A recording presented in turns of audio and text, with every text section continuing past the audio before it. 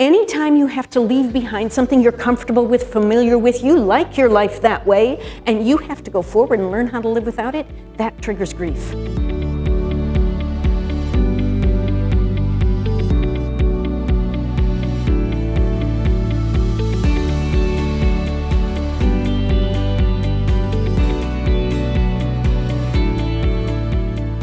My name is Amy Florian, and I'm a thanatologist, an expert in death, loss, grief, aging, and transition.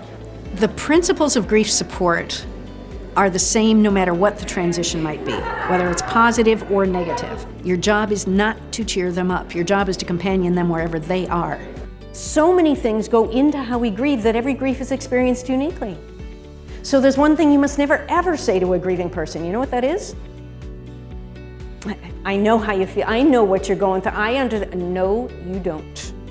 Even if you've had a similar loss.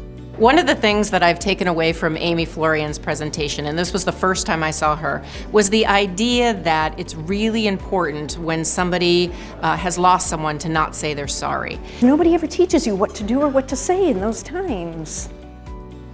But your ability to walk your clients through those times is going to be a major marker of your success going forward.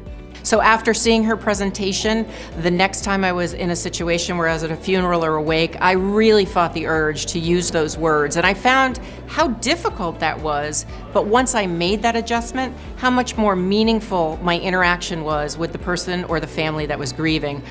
A big part of it is learning to ask the right questions, learning to ask good questions that invite them to tell their story, that invite them to think more deeply about what it is they're going through, that help them know that you have a clue, that they're not alone.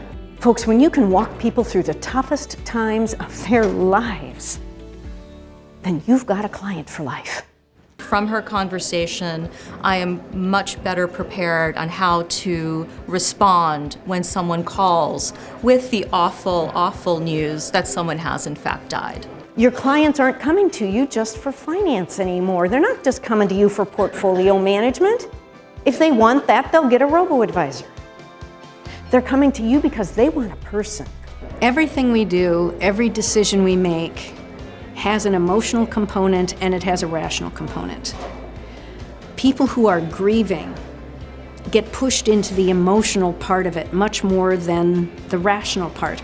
I thought Amy's presentation was excellent because it's not what seems so obvious about grief would be death, divorce, but change, and people aren't crazy. So I think that I took a lot of notes, and I can't wait to go back and read more of her thought leadership.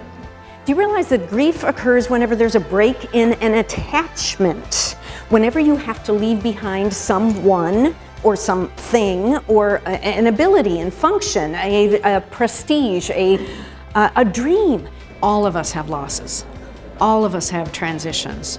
In fact, many times in the hallway after my session, it's the personal stories. So I know I'm helping them professionally, and I'm also helping them personally. I'm making a difference in their personal lives with the people that they care most about. And that's what I truly love about my job. I'm making a difference in the world.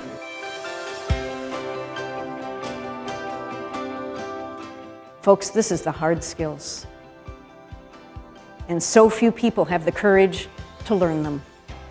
So set yourself apart.